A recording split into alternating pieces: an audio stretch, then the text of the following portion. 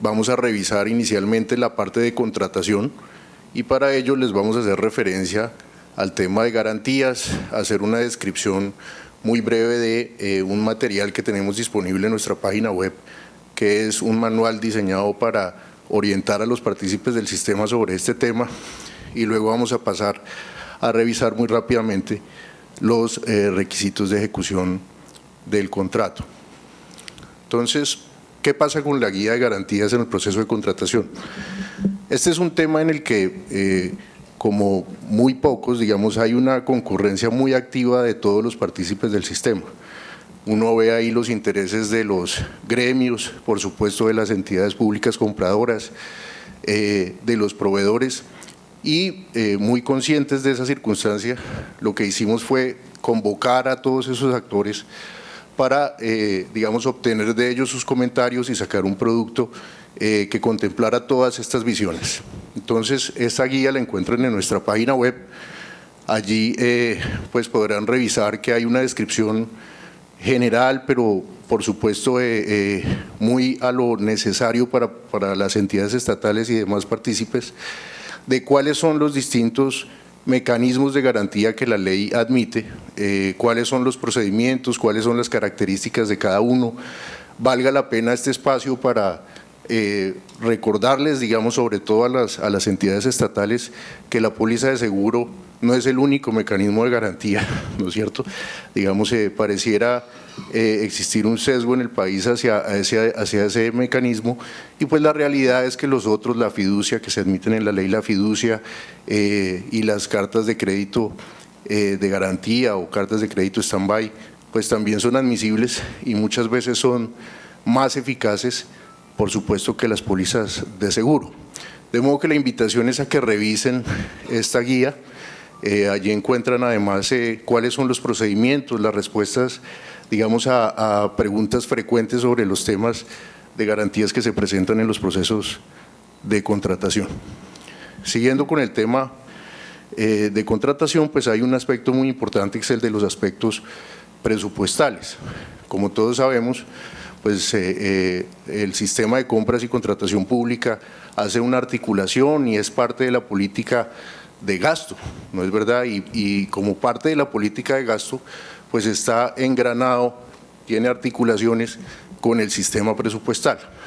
De esa forma, pues no existe proceso de contratación que no tenga disponibilidad presupuestal, ¿no es cierto? El decreto 1082 menciona que en el aviso de convocatoria, en el acto de apertura, pues debe haber referencia o incluirse, digamos, la existencia de la disponibilidad presupuestal, además porque el Estatuto Orgánico de Presupuesto impone, digamos, que cada acto administrativo que va a generar una carga presupuestal pues deba cumplir con el rigor de encontrarse debidamente apropiado.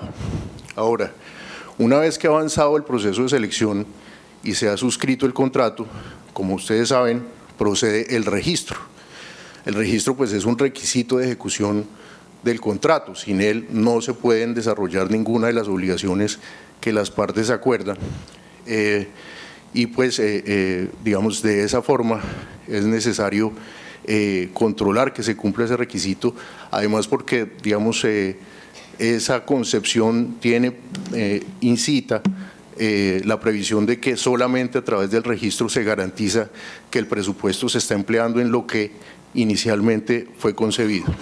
Ahora bien, respecto al tema del plan anualizado de caja, pues digamos que las entidades estatales deben desarrollar toda su labor de planeación e incluir en los pliegos la posibilidad de pagar conforme a como está previsto de acuerdo con ese plan anualizado de caja. Esto tiene el propósito de garantizar la planeación financiera de la entidad estatal y que la lógica de los pagos del contrato esté conectada con esa labor de planeación financiera.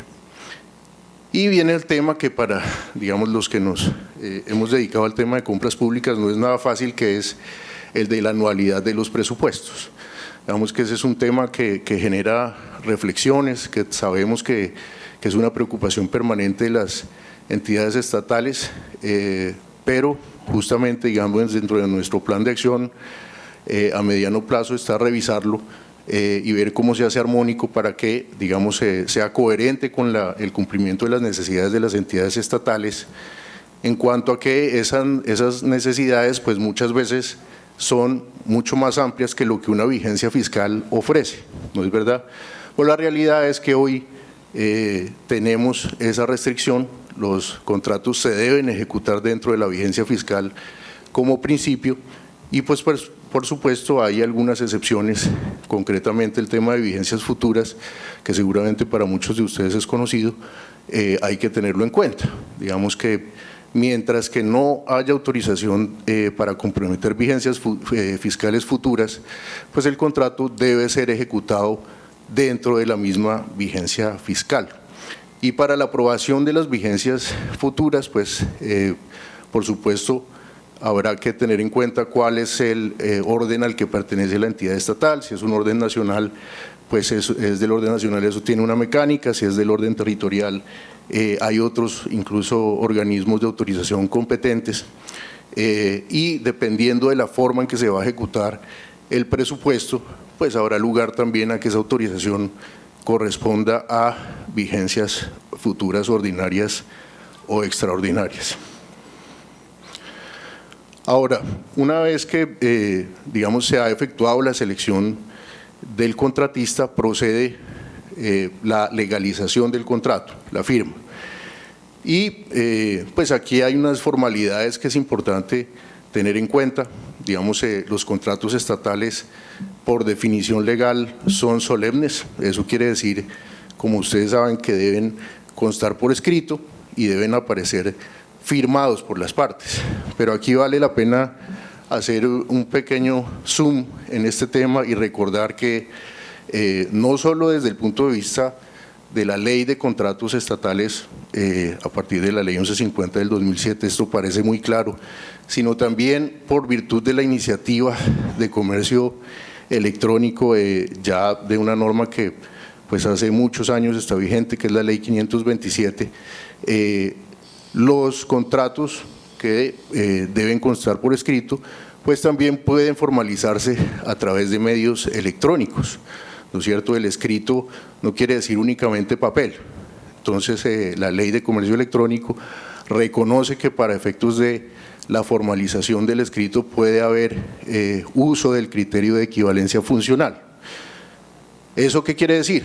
Que todo lo que uno normalmente y tradicionalmente ha hecho mediante el uso de recursos físicos del papel, lo puede trasladar a medios electrónicos, a procesos que se desarrollan mediante mensajes de datos, incluyendo la firma de los contratos. Como lo mencionaba esta mañana Paca, pues nadie duda que cuando retira dinero de un cajero electrónico y digita su clave, pues ahí hay una manifestación de voluntad que el usuario, digamos, expresa a través de esa herramienta de autenticación.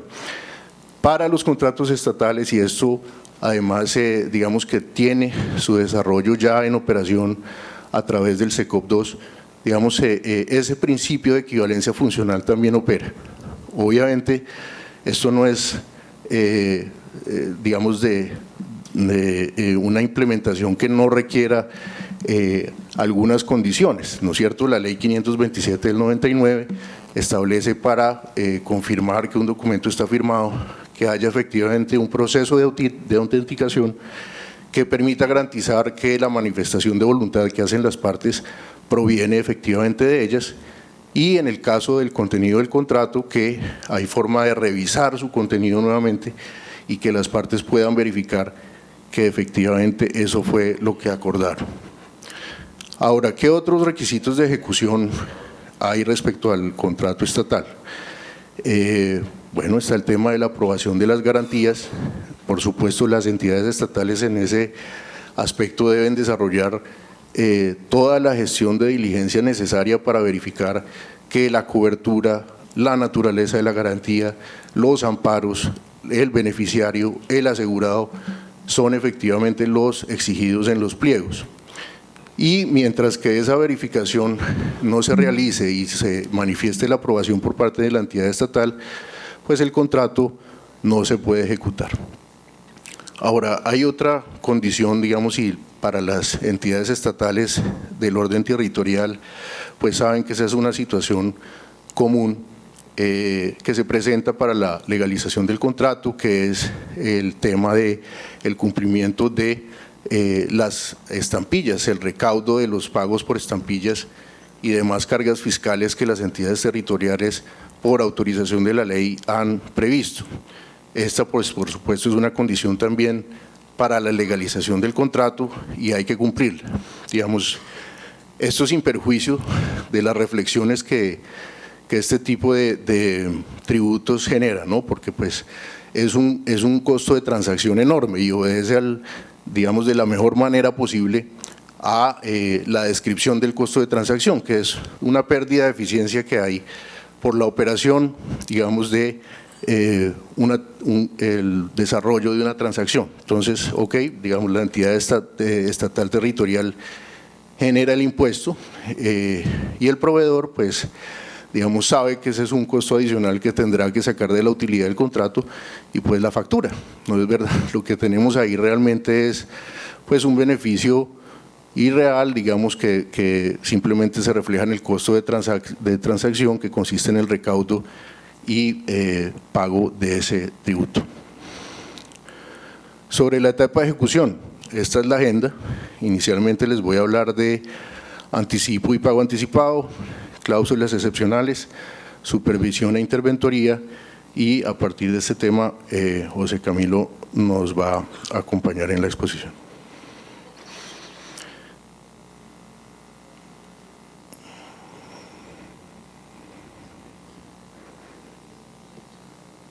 Bueno, aquí estaba buscando porque no nos sale la imagen del logo, pero acá, digamos, de lo primero que vamos a hablar es del tema del anticipo.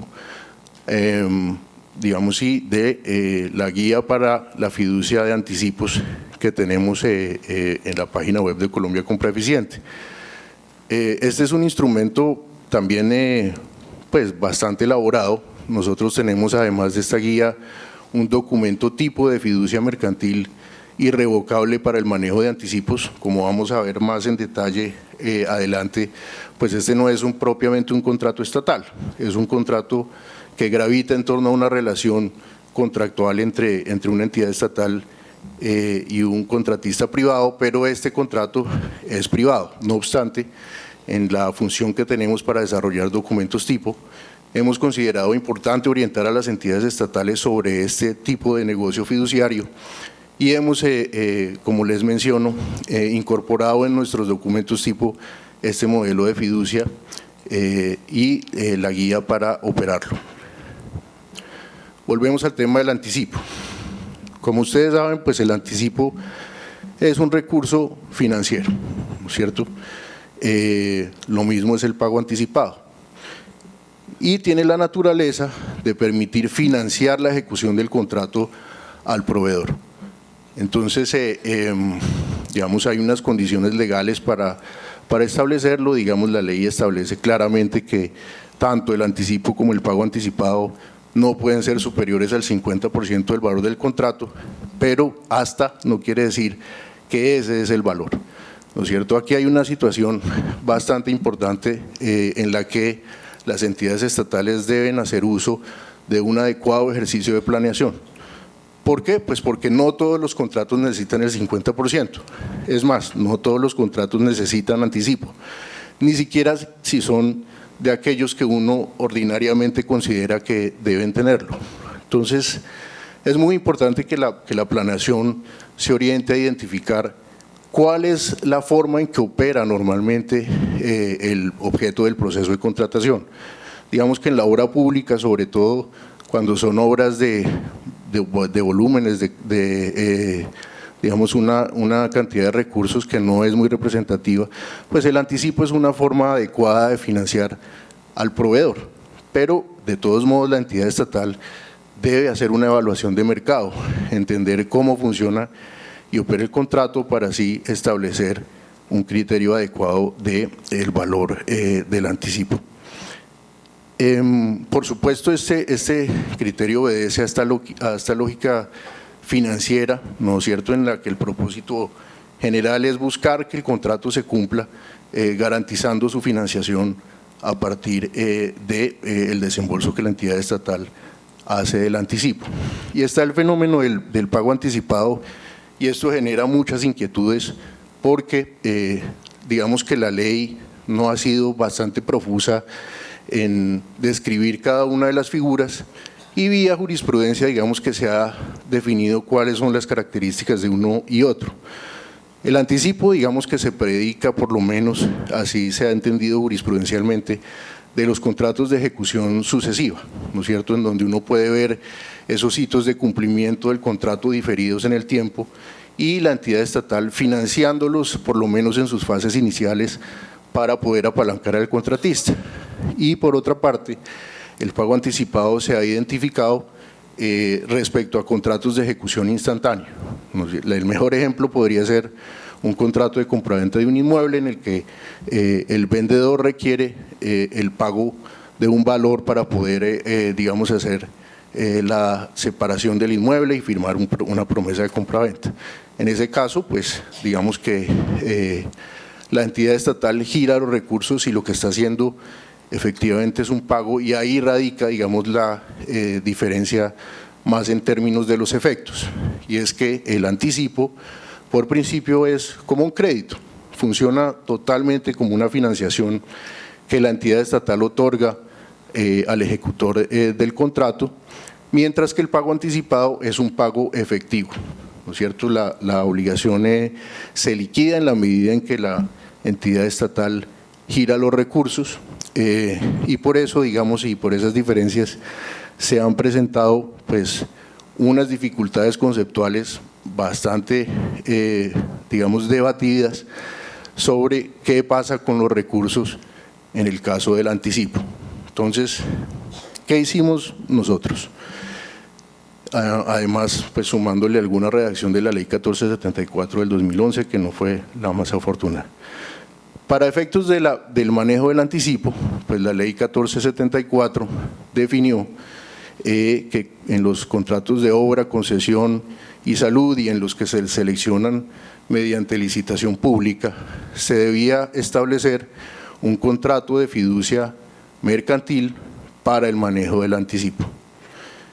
Entonces, dado que se trata de un crédito que la entidad estatal le concede al contratista, venía la discusión, porque además la 1474 hablaba de fiducia mercantil o patrimonio autónomo, como si fueran cosas distintas, de qué pasaba con esos recursos, de quién eran, ¿no es verdad?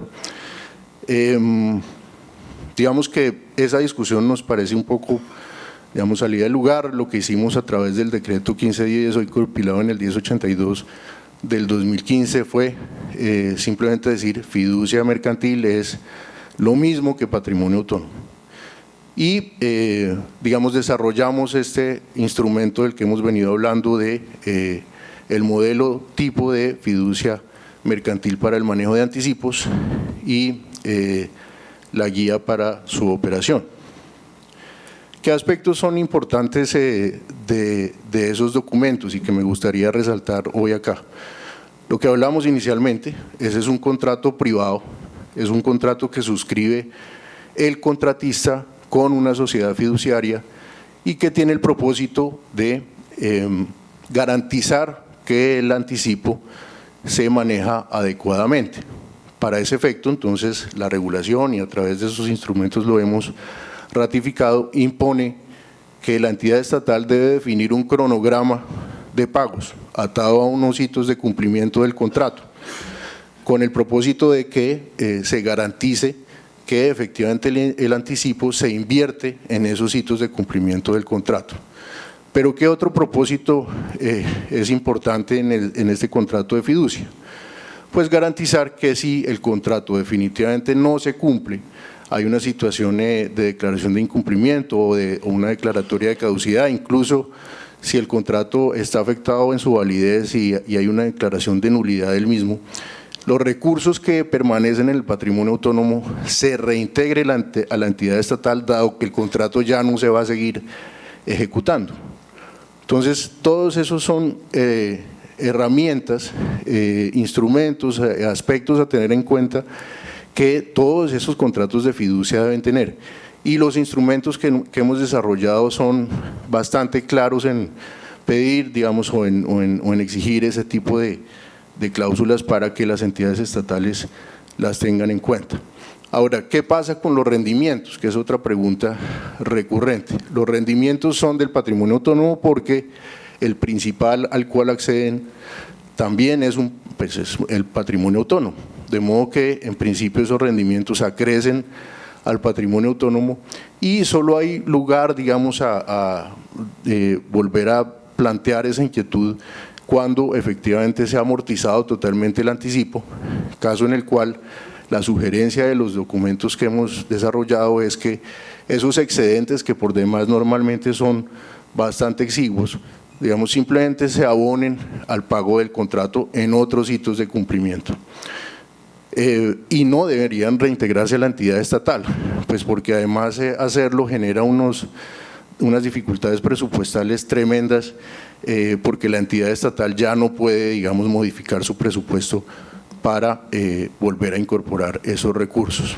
El otro aspecto es que el manejo de los recursos en esta fiducia, que es una fiducia de administración y pago, impone, por supuesto, que el interventor del contrato autorice cada uno de los pagos que la fiduciaria desarrolla. Entonces hay un doble control. Primero está el cronograma de pagos que garantiza que se desarrolla una adecuada inversión y adicionalmente el interventor debe autorizar cada uno de esos pagos. Otro aspecto que es importante y que es de consulta recurrente en este tema se refiere a la situación, digamos, de la dificultad que puede haber para la fiduciaria en la liquidación del patrimonio autónomo. Digamos, las fiduciarias pueden tener recursos que se quedan ahí indefinidamente y hemos considerado que la garantía para las sociedades fiduciarias es que efectivamente haya ese mecanismo de orientar los recursos al pago de otras obligaciones pendientes con cargo al contrato. Ahora, dado que estos son excepciones, me refiero al anticipo y al pago anticipado, a la situación que es la común de que no puede haber pagos de los contratos estatales a menos que haya mediado la entrega del bien o servicio, pues hay otra situación que la regulación contempla para efectos de garantizar el pago o digamos, la financiación a través de anticipos, y es la garantía de buen manejo del anticipo. Por supuesto, esa es una figura distinta de la fiducia de manejo del anticipo, porque tienen dos, digamos, fines distintos. La fiducia garantiza que haya una adecuada inversión de los recursos, mientras que la garantía lo que permite es que digamos, efectivamente ese giro que se hace se reintegre en caso de no uso uso adecuado por parte del contratista. Por supuesto, digamos, cuando se trata de garantía de buen manejo del anticipo, la situación es que puede haber otras figuras contractuales distintas a la fiducia para estructurarlo y por ende son admisibles, como lo es en general, digamos, para todo el régimen de contratación estatal, las pólizas de seguro y las fiducias de garantía. Hay un aspecto importante que ha resultado también, digamos, de ciertos pronunciamientos de organismos de control, y es considerar que algunos pagos que corresponden a contratos de ejecución instantánea cuyas obligaciones se difieren en el tiempo son anticipos. Me refiero concretamente a suscripciones, por ejemplo, a ediciones periódicas o a contratos de seguro. Digamos que en el concepto de algunas autoridades de control, pues se ha venido considerando que este tipo de pagos que uno hace y que realmente no son sino el reflejo de que el contrato se ha ejecutado, pues hay una situación en la que hay un anticipo y claramente cuando menos nosotros así lo consideramos, eso no es así. Digamos, cuando uno paga un contrato en el que le garantizan el uso de una licencia o el suministro de una edición periódica, y ese contrato tiene un efecto diferido en el tiempo, pues ahí no hay una situación, digamos, del anticipo del pago de un servicio. Simplemente es un contrato en el que yo adquiero un servicio que se difiere en el tiempo. Respecto a las cláusulas excepcionales, aquí no nos vamos a detener mucho, digamos, es un tema bastante amplio, pero simplemente queremos resaltar, primero, que son cláusulas, digamos, que por su naturaleza ponen al Estado en una situación, digamos, distinta a la que ordinariamente tiene, digamos, la que tienen dos contratantes. ¿Por qué? Porque le otorgan poderes que puede ejercer unilateralmente, ¿no es cierto?, y que le dotan, digamos, de instrumentos para poder garantizar, y aquí viene el segundo punto importante, el interés general. Digamos que todas estas cláusulas excepcionales tienen la virtualidad, tienen la característica de encontrarse o predicarse de situaciones en que la naturaleza del contrato requiere hacer valer, hacer prevalecer el interés general. ¿No es verdad? De modo que por esta razón no son para todos los contratos.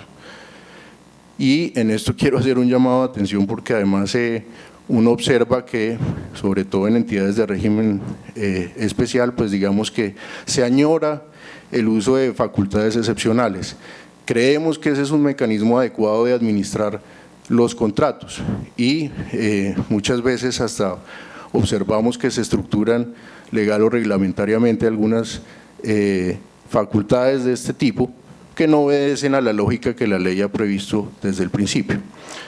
¿En qué contratos están incluidas obligatoriamente? Esto es algo bastante sencillo, en los que implican el ejercicio de un monopolio estatal, la prestación de servicios públicos o la explotación y concesión de bienes del Estado, y en los contratos de obra, en cuales se puede impactar, ahí creo que falta de suministro, pero el suministro y la prestación de servicios y la reversión en los contratos de explotación y concesión de bienes del Estado. Son, como ustedes saben, pues interpretación, modificación y terminación unilateral y caducidad. Digamos que solamente puede aplicarse cuando existe un incumplimiento grave del contrato que amenaza con la, digamos, o amenaza la ejecución o la prestación adecuada del servicio. Es importante resaltar pues que el uso indebido de cláusulas excepcionales o su pacto pues genera para las entidades estatales responsabilidades a cargo de ellas mismas y de sus servidores, ¿no es verdad? No podemos desarrollar contratos que no están autorizados por la ley para incluir cláusulas excepcionales, y sobre todo su ejercicio pues requiere una responsabilidad especial. ¿Por qué? Pues porque salvo en el caso de la caducidad, todas las demás cláusulas excepcionales involucran una pérdida de equilibrio de conmutatividad, por lo menos en el contrato, que en su regulación supone que debe haber una compensación, reitero, salvo la caducidad. De modo que el ejercicio de estas cláusulas es un aspecto, digamos, de responsabilidad importante que las entidades estatales deben tener en cuenta. Sobre el tema de supervisión e interventoría, hablábamos ahorita de que las cláusulas excepcionales no son los únicos mecanismos de administración de los contratos. Por supuesto, la regulación contempla algunos, muchas veces en nuestro sentir insuficientes, en muchas otras ocasiones excesivamente regulados, con unas condiciones que los hacen ineficaces, pero sin duda la supervisión e interventoría, el seguimiento que se hace del cumplimiento de los contratos por parte de un tercero es uno de ellos. Hay otros, ¿no? Hay multas, hay sanciones, hay declaración de incumplimiento, hay cláusula de contrato no cumplido. Digamos, muchas veces uno se sorprende de ver que las entidades estatales o los mismos proveedores desconocen que pues, la aplicación del derecho privado, que digamos es general, porque la aplicación de la ley 80 digamos es solo residual en los contratos estatales. Por principio hay aplicación del derecho privado, digamos no admiten este tipo de medios de control del contrato como ese que es tan eficaz de la cláusula de contrato no cumplido que se predica de todos los contratos bilaterales.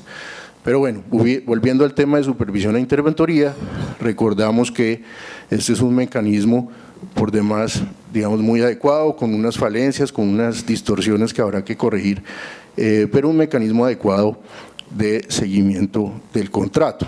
¿En qué consisten? Pues digamos en designar a una persona, en el caso de la supervisión, aunque hay una discusión más profunda de lo que uno quisiera sobre el tema, debe ser un funcionario de la entidad estatal. En el caso de la interventoría es un externo que viene a desarrollar esas funciones de seguimiento.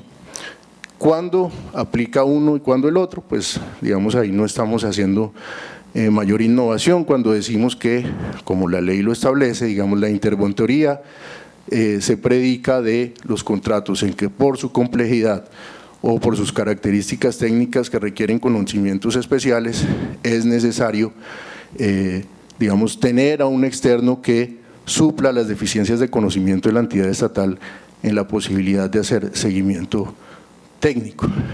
Y en los dos casos, tanto en la supervisión como la interventoría, pues supone el seguimiento seguimiento administrativo, financiero, contable y jurídico de la ejecución del contrato, ¿no es cierto? En el caso, reitero, de la interventoría, técnico cuando así lo demanda la complejidad del contrato. Digamos que estas dos figuras normalmente no deben concurrir, ¿no es cierto? No es lo lógico, pero sí concurren, que es posible. La regulación permite que en ese caso pues la entidad estatal se encargue de definir cuáles son las condiciones de supervisión para el supervisor y cuáles las del interventor para diferenciar sus funciones y poder, digamos, definir cuál es el cumplimiento que cada uno de ellos debe desarrollar. Ahora, sobre el tema de quiénes pueden ser supervisores, digamos que haya habido un debate que, como les decía, me parece que va mucho más allá de lo necesario, porque pues la ley ha establecido que para la supervisión del contrato se puede contratar personal de apoyo, ¿no es cierto? Y ese personal de apoyo, de acuerdo con la ley, pues tiene responsabilidad disciplinaria, fiscal, por supuesto, contractual. Entonces eso, digamos, ha creado un vacío en el que las entidades estatales realmente no logran identificar si es que uno puede descentralizar totalmente la supervisión del contrato o no, o lo único que puede hacer es contratar personal de apoyo a la gestión para desarrollar esas actividades de supervisión. ¿En qué vamos nosotros con eso? Digamos que considerando que el Código Disciplinario Único establece que el supervisor, digamos que tiene responsabilidad disciplinaria, pues hemos asumido que esa responsabilidad disciplinaria se puede predicar del personal de apoyo a la gestión y que la redacción de la ley 1474 pues induce a considerar que cuando se contrata ese personal de apoyo se refiere solamente a apoyo a la gestión y que por ende no se puede centralizar. Pero sabemos que hay argumentos muy válidos, digamos, en la otra postura y que en términos de eficiencia y de lógica negocial puede ser aceptable contratar, digamos, a un supervisor, sobre todo en entidades estatales en las que la capacidad en planta es pues muy reducida. No es verdad, digamos que uno no ve mucho sentido en que si además con los problemas, digamos, que tenemos en términos de estructuración de la función pública, no ve uno por qué no pueda desarrollarse un contrato en el que el supervisor pues pueda asumir directamente las funciones, pero por ahora, digamos, la doctrina de Colombia Compra Eficiente ha sido muy clara en el sentido de que entendemos que el personal es de apoyo a la gestión y que el supervisor siempre debe ser una persona de planta. Quiero también hacer una referencia acá a un tema, y es que los interventores y supervisores no son parte del contrato, ¿no es cierto? El supervisor, el interventor pueden hacer seguimiento, pedir informes, digamos que aprobar la entrega de los bienes y los servicios, tienen una función complementaria de la administración muy importante, pero no son parte. Ellos no pueden imponer las multas, es solamente la entidad estatal. Ellos no pueden pactar modificaciones, no pueden desarrollar, desplegar actividades para definir los lineamientos en que se debe cumplir el contrato, porque eso le corresponde naturalmente a la entidad estatal. Y el hecho de que haya funcionarios, supervisores o interventores que asuman estas responsabilidades, pues lo que hace es acentuar la perversión de la figura y acentuar las dificultades que tiene. De modo que queríamos hacer también esa reflexión. Vamos a seguir entonces con el tema de multas, sanciones e incumplimiento. Muchas gracias.